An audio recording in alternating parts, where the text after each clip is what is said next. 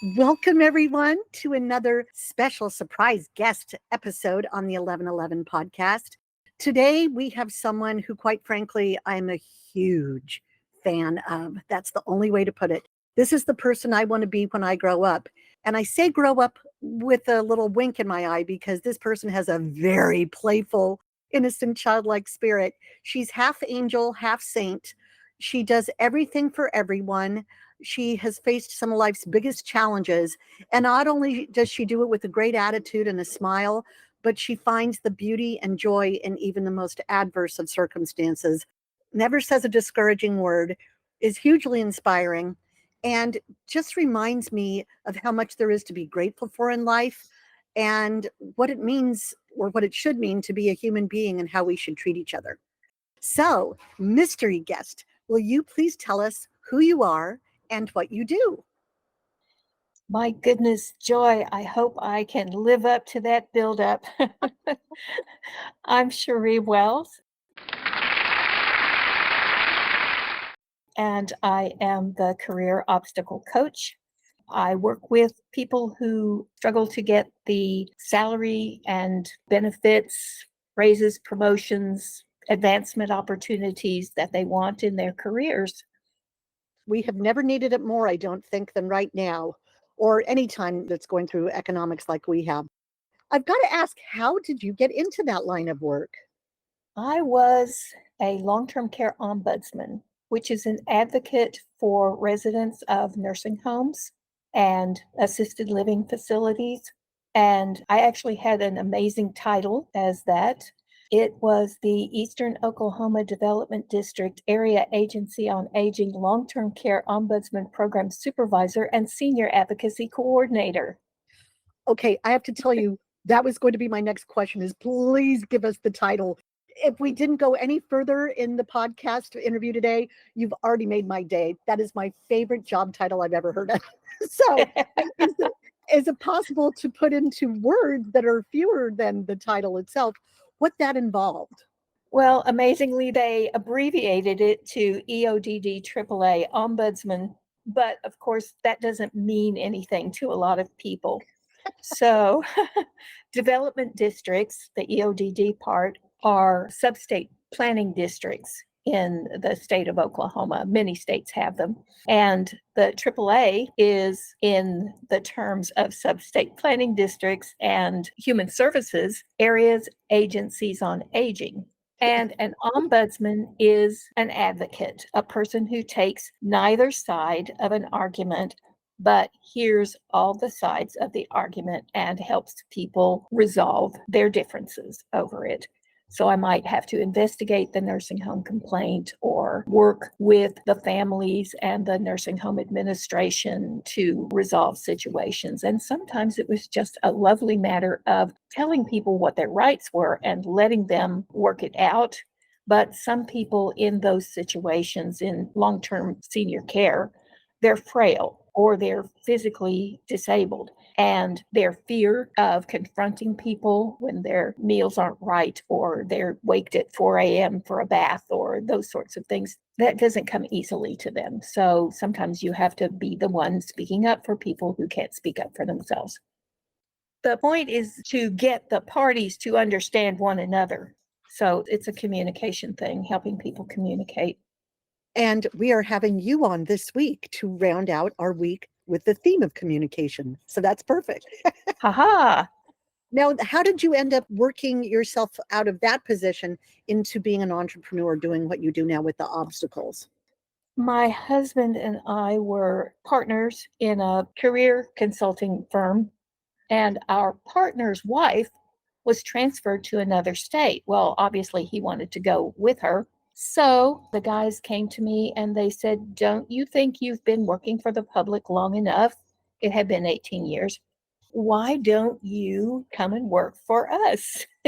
So I replaced our partner in the business and he trained me, because the interesting fact of being a career coach is that you are being an advocate for people. You're helping them look at their options and make decisions and choose a goal and make a plan for that goal. So it was a natural switch for me. I just needed to learn the terminology that was used in career search. So that's what we did. And here, 30 years later, I still am, even though we sold the business moons ago. I can't stop myself from doing it. We hear so often about life coaches and business coaches. What specifically is different about career coaches? Career coaching is a specialty niche of life coaching. So the life coaching is the broad, overreaching category. And underneath there are all different kinds of things: health coaching and relationship coaching and career coaching and such as that. We specifically work with people on various aspects of their careers. So some people work specifically with folks who wake up one morning and go, I don't know what I want to do when I grow up, or who have been laid off and need to transition to another job, or people who have become completely burnt out in what they're doing and they want to change and find a new career, a different career. Me, I work with people who have obstacles to advancement. I see so many people these days that just feel either hopeless or helpless, or they don't feel like they've got anywhere to turn for a helping hand. So to know that there's someone like you who is guiding them and telling them how to advocate for themselves and just how to go about the business aspect of their career, meaning doing things as little as asking for adequate compensation or, a decent benefits package. There aren't many resources out there really. And when we go into a career, we're judged, I believe, by our qualifications for the specific job. But that doesn't mean we know how to navigate the ins and outs of our career itself. So I'm just thrilled that you can help people in this way. I think most of us would benefit from that, to be honest. Well, I'm happy to taking all comers. If you are not getting where you want to be in your career, I am very happy to speak with people. And I like the idea that what I do can help to make somebody's life better. So it's a reward for me as well. And what would you say is the most rewarding aspect of your work? Is that it, or is there something that you especially love about your work? There are many things that I especially love about my work. My spiritual gift is encouragement, so it fits nicely with that. So that makes me happy all the time to be doing it. But one thing that springs to mind when you ask the question is there's a moment when you're working with someone who is struggling with a difficult decision or a difficult situation, and they're just not understanding why or how to get out of it. Why is this happening to me? And I'll never be able to whatever. But there's a moment when there's been enough self-exploration and enough getting rid of like limiting beliefs that you can see a light bulb go off in their eyes. And that moment is everything to me. It's like all of a sudden they got it. It's like I was in a play in high school. My very first stage presence, I was Annie Sullivan in The Miracle Worker, the teacher Oh, of Helen Keller. yes. And that point in the movie where they've been doing finger signing for, this is the word, dog, tree, whatever. And all of a sudden, she was doing water and signing water in Helen's hand. And Helen knew. She suddenly knew. And that kind of thing just, You can't buy that. you can't. Gives me goosebumps It to should. this day. I get goosebumps too. What would you say has surprised you most about your work? I don't get tired of it. Oh, I get tired of many things, and then I just don't want to do them again because I'm not interested, or it was too much work or something like this. When I get the opportunity to do this work, I give it everything because it feels right. It excites me. It fulfills me. It's me, me, me, me, me. It does all these things for me and it helps them. So it's you like, know, I can't lose. that's the opposite of burnout. And it's energizing. I just love hearing that someone is so enthused about what they do. And as I said, it's so the opposite of burnout or overwhelm, which we hear so much of. And Mhm. that in and of itself is so inspiring. And I'm sure that it will inspire the people you work with, that they can expect also to find a situation that energizes them. It doesn't have to be that I'm going to work this many years and just suffer through and count down till my Yeah. last day, that kind of thing. Yeah, that's my hope. Are there any misconceptions about what you do? Yes, there are several.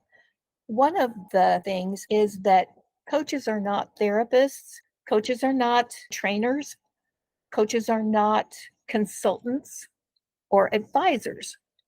Coaches are more like thinking partners. So, my job as a coach is to ask you enough questions to help you arrive at your own genius and also to put some options out there for you. For instance, a lot of people have never been trained to negotiate, which is a big element of my coaching, helping people negotiate job offers and salary benefits, raises, promotions, growth opportunities. But if people have never been taught to do that and have no experience doing it, they can't come up with inner wisdom about it because they don't have a file folder for that in their brain. So I might have to provide information for them, but I never tell people what to do. It's always their choice, always their decision, and I don't judge the decision. That's such a good point you made about the negotiation, because let's say that they're a chef or a tech person. Mhm. They have worked so hard to learn their craft, but that doesn't mean that they've been taught how to negotiate. Exactly. They go in to ask for a raise, they might say, I believe I deserve a raise for these, and these reasons, thinking they're all prepared. And then if the other side starts negotiating, the person is just deer in the headlights. They don't know what to do, not because they're not smart, Exactly. but because they haven't been trained and coached on how to handle that kind of situation. People often hear a no when they make their first request. I'd like to have, 15,000 more. No, we can't do that. And then there, as you say, is the deer in the headlights. Well, now what? Yeah. They just You say, know? "Oh, okay," and they Yeah. walk out of the room and Yes. oh, Well, I oh, work with people that have some options when they go in there. I'm coming from Oklahoma many moons ago, so we used to say there are many ways to skin a cat, and I'm right, sorry right, right. for saying that to you animal lover and animal lovers everywhere. Yeah. But there are many ways to package the value that you will get when you negotiate for yourself. And it doesn't all have to be in the money. And many times, for many people, the money isn't even the issue. It's, do I have work life balance? What are the benefits? What about my continuing education? There are just hundreds of thousands of things. Parking. If you have to go downtown, parking is going to take a huge chunk of your paycheck. And even if they wanna have partial remote work. I love that you use Yeah, the word package, because as you said, it's not just a yes or no situation. And we come as a package, we don't just come as one thing. We're a package right. deal. And I like that it can be looked at as a package situation. Like, how are we gonna package all these different aspects together to make for the best final product? Oh, I just love that. I'm so glad. Oh, you said there are a few misconceptions. Any other ones you wanna touch on? People have a tendency to think that we are either wildly expensive or we don't need to be paid. So they seem to be at the extreme ends of their thinking on this. Some of our things are more expensive than others, but we work hard. We train ourselves, we get certified, we maintain our certification. And you have to look at the value of what you are receiving as well. For instance, if I help somebody negotiate a 20% bump in salary, you can compare that to what they paid me, and it's minuscule. But the ones who think that we are too expensive are probably some of the people who could use us most, and the investment would be worth the time for the little tweaks and switches in perspective that you can gain from looking at things in a non-limiting way, because their creativity unfolds. It's looking at the value of things, just like we were talking about the value of the compensation package a minute ago. it's the same thing when you're looking at what you're doing with coaching. And unfortunately, there are a number of coaches out there that have not helped the situation in so much as for a little while there, we had a lot of new coaches that got into it because of the pandemic. They couldn't work, so they became coaches as opposed to someone who's been doing this for years like you. And I saw these brand new coaches trying to validate what they knew by charging outrageous sums saying, I'm worth it. So they would charge tens of thousands of dollars to make themselves feel worthy when really they maybe just had a teeny bit of training. And that started to become the norm, that coaching was outrageously expensive. And you would have people looking at coaches saying either, I can't afford that, or I have paid for that and I didn't get much. Mm-hmm. When it was someone that was only charging outrageous sums just to validate their own sense of self-worth. Or they go the other direction. They say, well, there's the internet. Why do I need to pay for stuff I can get for free? But they're not seeing that what you offer is not black and white. It's very nuanced and it's custom curated to their specific situation as well as to their strengths and their personality and their desires. And so they can't get that on their own, quite frankly. You're very correct. There is so much out there on the internet. I've even got courses that I'm putting up on the internet so that people can have the basics. But as you said, it's not nuanced and it's not customized. When you leave a program of mine, you have a plan that is custom to your temperament, your goals, your abilities, and your stretch goals. And when I mention the internet, it's people that think, oh, I can find everything for free, not even meaning courses, just flat out research. Because we've got all this at the touch of a finger, we think that we can just look on Wikipedia and get all of our answers. And that's absolutely not true. And we'll talk a little bit later about things that you do offer online. But even so, it comes with this 30, 40, whatever it is, years experience. So they're not paying for a trite answer. They're paying for this thorough, comprehensive understanding of how the entire system works. You bring something to it that I think very few do. At least I don't know anyone that's got what you have to offer in this regard. I'm pretty much in awe of what you do. You are always sweet and always encouraging to me. Because I'm in awe. But what would you say are some of the biggest challenges that you face as being an entrepreneur? You know, you're not paid by a corporation to help the employees with their negotiations and so on. Yeah, the employers are not going to pay me to help their employees negotiate bigger salaries or promotions. Exactly. So I do work with individuals. That is a challenge in and of itself because my preference is to do the work. But as an entrepreneur, you have to, of course, promote your services, market your materials, develop the materials, keep track of the accounting, build the website, sing the songs, whatever it is that you need to be doing so that the business is a system, so that the clients have a smooth experience working with you, so that you aren't making it hard for them to work with you. And so that you're tracking all of the important numbers, not my thing, numbers, words are my thing. But you've got to take care of the taxes. You've got to know how many clients you've had. You've got to make sure that nobody falls through the cracks. You've got to do all of these sorts of things. So I think that's the difficulty of being an entrepreneur, but it's also exciting because I'm consistently having to learn something new. Getting to learn something new. Yes, getting to learn something new and to communicate in different ways to different people. That's part of the excitement of it all for me. And again, that comes back to communication, which is our theme. Have you noticed any trends or shifts in your industry in the last few years? Yes, there are a lot more people out there calling themselves coaches. And I am pleased to see that the industry is working on self-regulating, which is good because there are just so many people out there who go into it as a business thinking that it's going to be easy money. And instead, you're dealing with people's lives.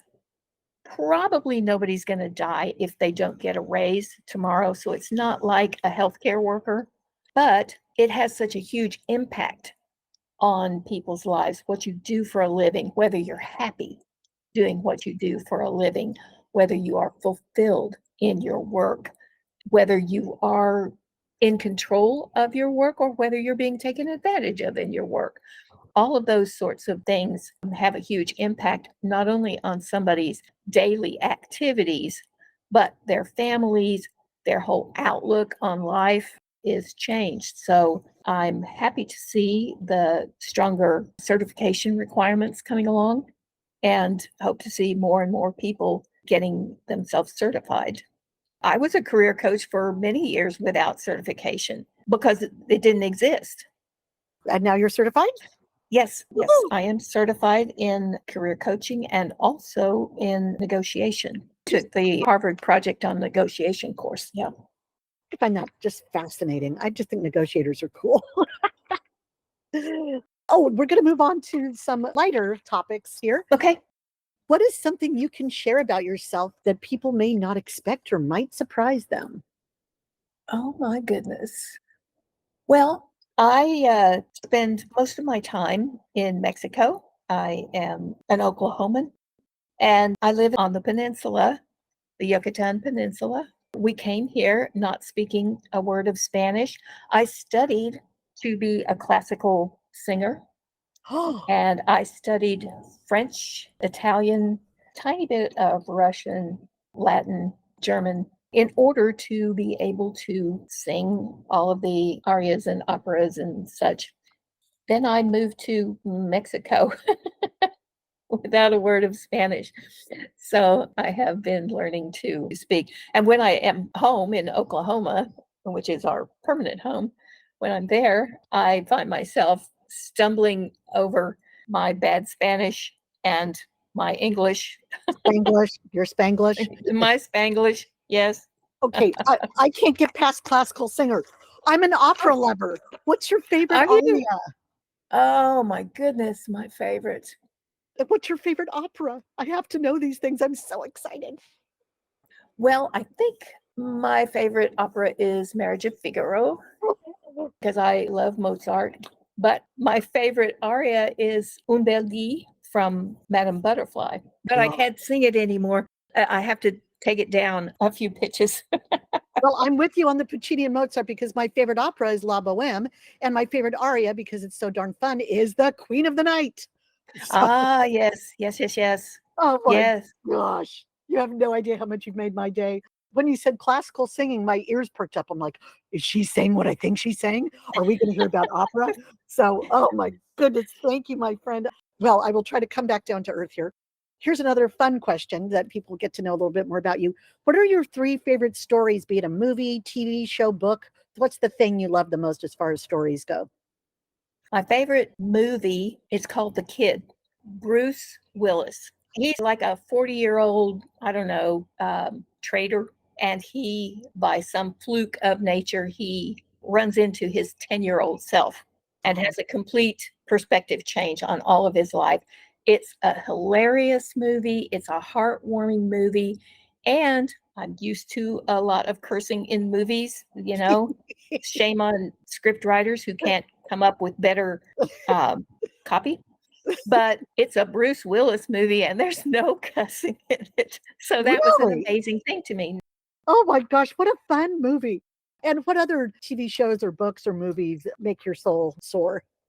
I'm going to sound like a goody two shoes here, but I am enthralled by the Bible. It has an amazing array of stories of all kinds. There's all the stuff that's in drama, in literature, in poems. It's got people having affairs. It's got people who are horrible people doing horrible things. It's got crime rings. So, one more for me, my friend. One more favorite. One more favorite. I love the musical South Pacific. Ooh. It's old, but it's fun and it has an amazing message of not being biased against people because of their skin and their culture and that sort of thing. So it's a big deal with me.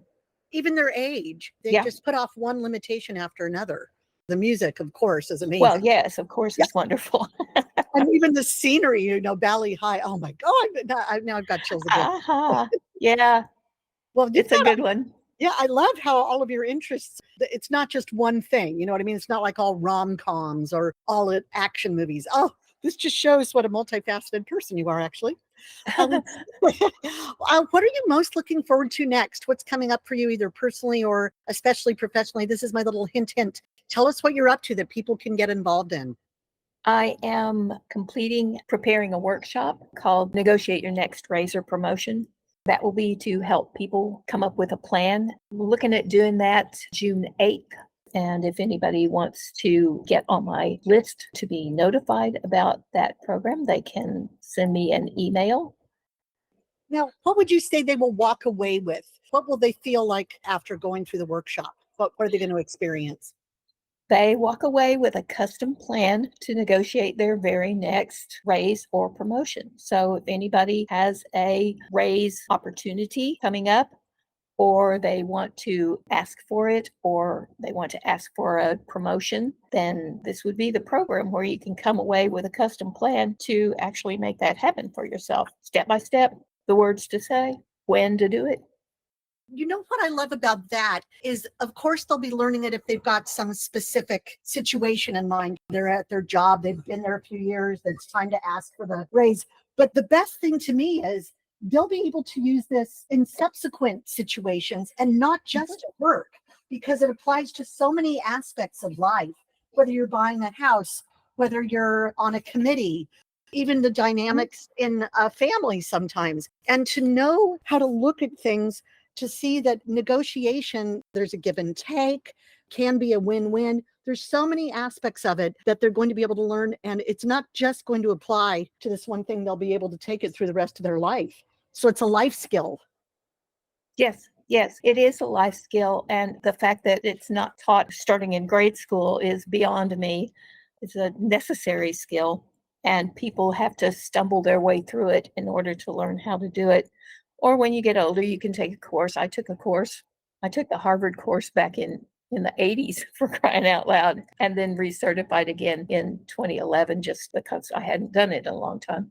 But it's something that you can use for the rest of your life. And honestly, I tell my clients, they say, "Oh, I've never negotiated." I say, "You got a 3-year-old? You have a teenager? Are you married to somebody? Do you have a friend that you travel with?" You have to negotiate with people. All the time. Yeah, and it's better if you do it in a principled way where you're working toward mutual interests rather than doing it adversarially, which is what people are afraid of when they think of negotiating. They're afraid of the adversarial aspect of it, and it doesn't have to be that way. I love that. On Sundays, we try to give gifts to our listeners. Perchance, do you have anything we can give them today? I would love to give a gift to your listeners. I have a trial bundle of 3 of my 15-minute Limitless laser career coaching sessions. Wow. Laser coaching is a short meeting where you bring a single topic to your coach and you two focus only on that subject to come up with an action plan that gets you moving forward. So you could ask a career question, you could discuss your resume, your brand, your targets, you could prep key points for an upcoming interview or negotiation strategy, or clarify a goal, or address anything you need to act on next in your career.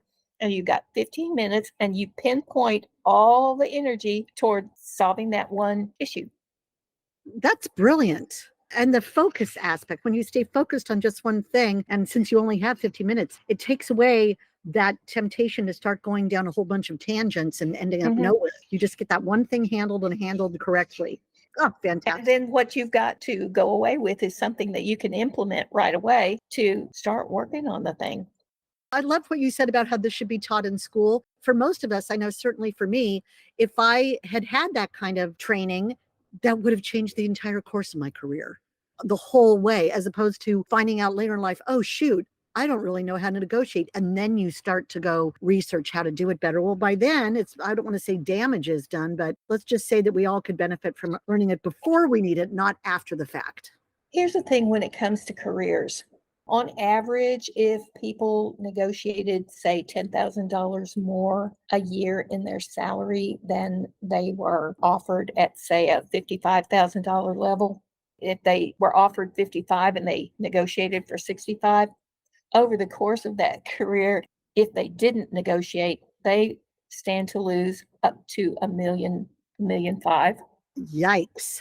over the course of their career, because what you start at is what the basis of your next raises and salaries are, that they look at what you were making and adjust on that basis inside the company. Now, if you change companies, you have a chance to do it over. But again, there are so many nuances to that.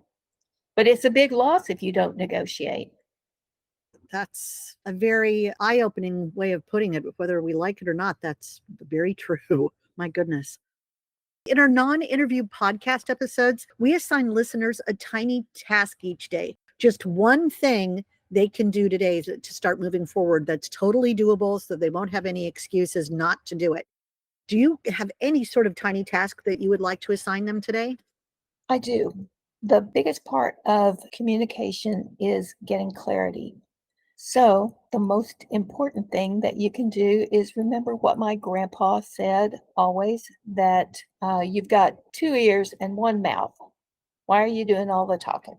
So, I would assign your listeners to listen to at least 3 people this week to make sure you understand what they're talking about.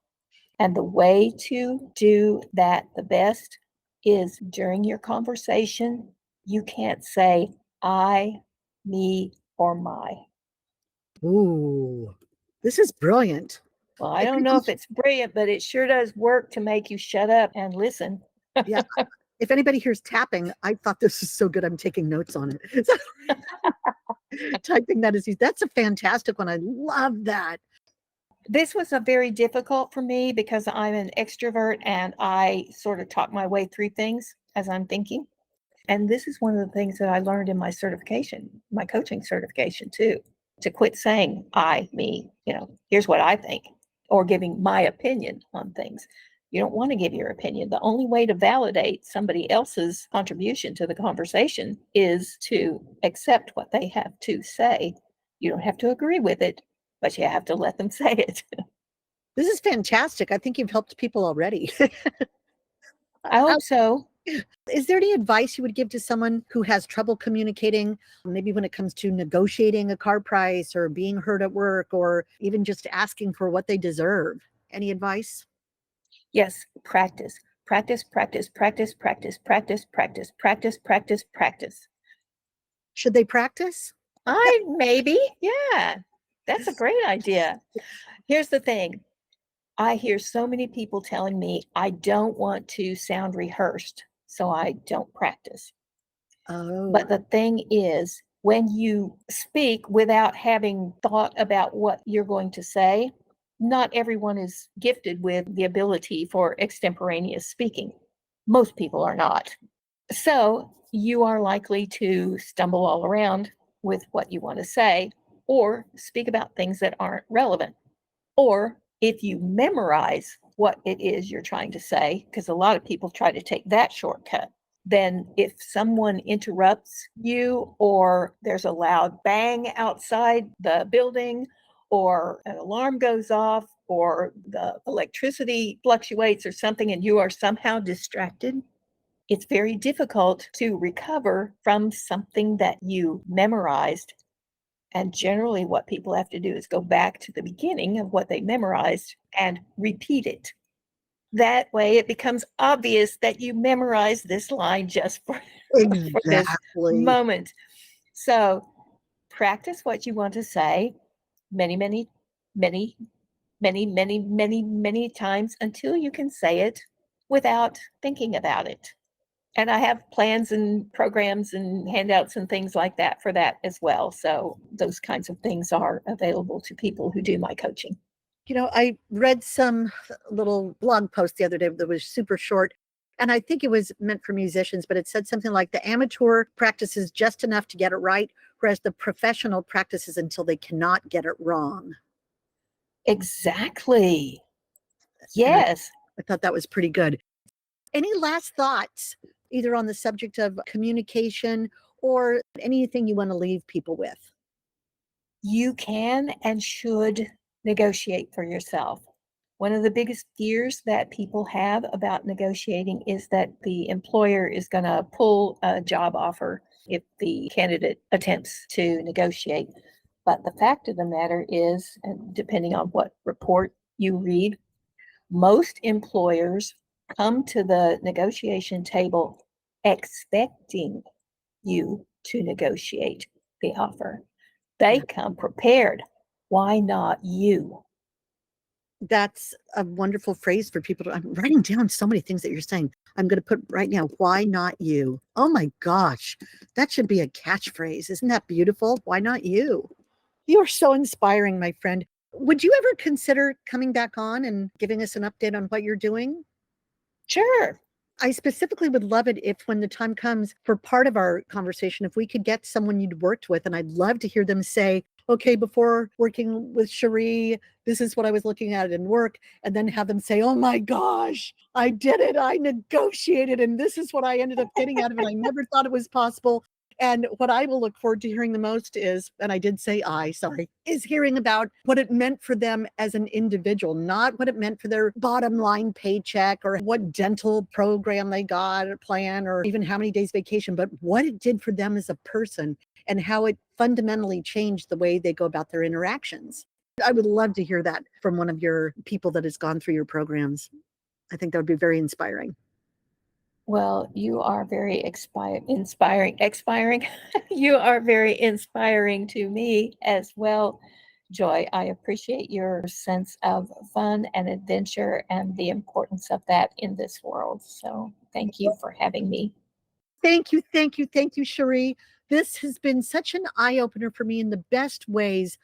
I have always enjoyed negotiation a little bit, but probably not when it came to the really big stuff, or maybe not when it came to things about me when I used to work for other people. Negotiating a house, a car, even haggling when you go to a bazaar in another country, that's always been a blast. But when it comes to your own career, for some reason, it just changes everything. And I am sort of kicking myself. If I'd known about what you do back then, boy, where I would have gone in my career. And there's one instance I know I would have gotten that job, the specific job, and it was a great job and involved music, by the way.